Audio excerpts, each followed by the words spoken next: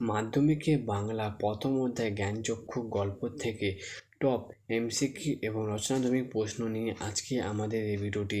আর দেরি না করে আজকে আমাদের ভিডিও চলা শুরু করি।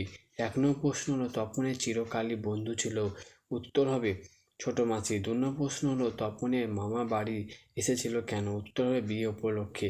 3 নম্বর প্রশ্ন হলো, কথা শুনে তপনের চোখ মার্বেল হয়ে গেল, কোন কথাটা, উত্তর হবে তপনের মেসো বই লেখেন। 4 নম্বর প্রশ্ন হলো, তপনের মেসোমশাই পেশায় একজন, উত্তর হবে কলেজের প্রফেসর। 5 নম্বর প্রশ্ন হলো, ছোট মাসি তপন থেকে ক বছরে বড়, উত্তর হবে 8 বছরে। 6 নম্বর প্রশ্ন হলো, পৃথিবী এমন অলৌকিক ঘটনা ঘটে, অলৌকিক ঘটনাটি হলো, উত্তর হবে তপনের লেখা গল্প সন্ধে তারায় পত্রিকায় ছাপা হয়েছে। 7 নম্বর প্রশ্ন, তবুও এসব ঠাট্টা তামাশার মধ্যে তপন আরও গল্প লিখে ফেলেছে, উত্তর হবে 2-3টি। 8 নম্বর প্রশ্ন, তপনের লেখা গল্পটির নাম কি ছিল, উত্তর হবে প্রথম দিন। 9 নম্বর প্রশ্ন হলো, জ্ঞানচক্ষু গল্পটি কার লেখা, উত্তর হবে আশাপূর্ণা দেবীর লেখা।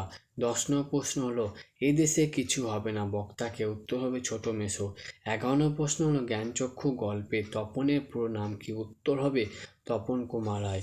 12 নম্বর প্রশ্ন হলো, তপনের লেখা গল্প কোন পত্রিকায় ছাপা হয়েছে, উত্তর হবে সন্ধে তারায় পত্রিকায় তপনের লেখা ছাপা হয়েছে। 13 নম্বর প্রশ্ন হলো, তপন আর পড়তে পারে না কারণ তার কষ্ট হচ্ছিল।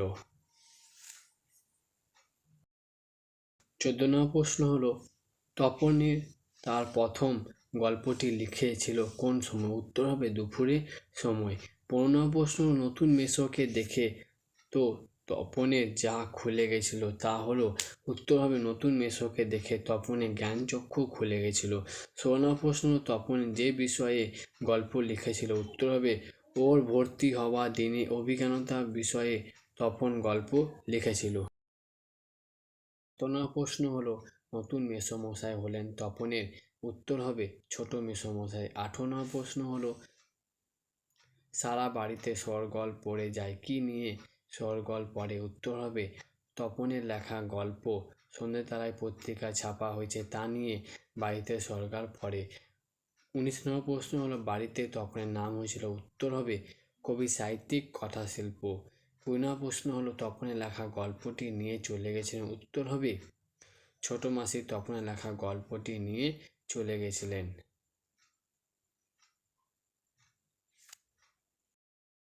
এবার জ্ঞানচক্ষু গল্পে 6টি রচনাধর্মিক প্রশ্ন। 1 নম্বর প্রশ্ন হলো, জ্ঞানচক্ষু গল্পে তপনের চরিত্রটি বিশ্লেষণ করো এবং কথাটা শুনে তপনের চোখ মার্বেল হয়ে গেল, কোন কথা শুনে তপনের চোখ মার্বেল হয়ে গেল তার নিজের ভাষায় লেখো।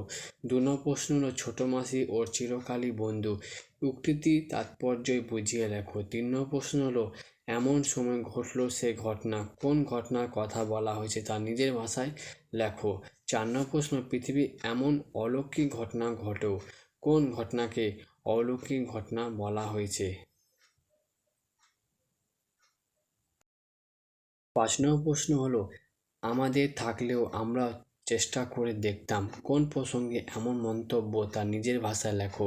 6 নম্বর প্রশ্ন হলো, বাবা তোর পেটে পেতে এত তপনের সম্পর্কে এমন মন্তব্য করা হয়েছে কেন।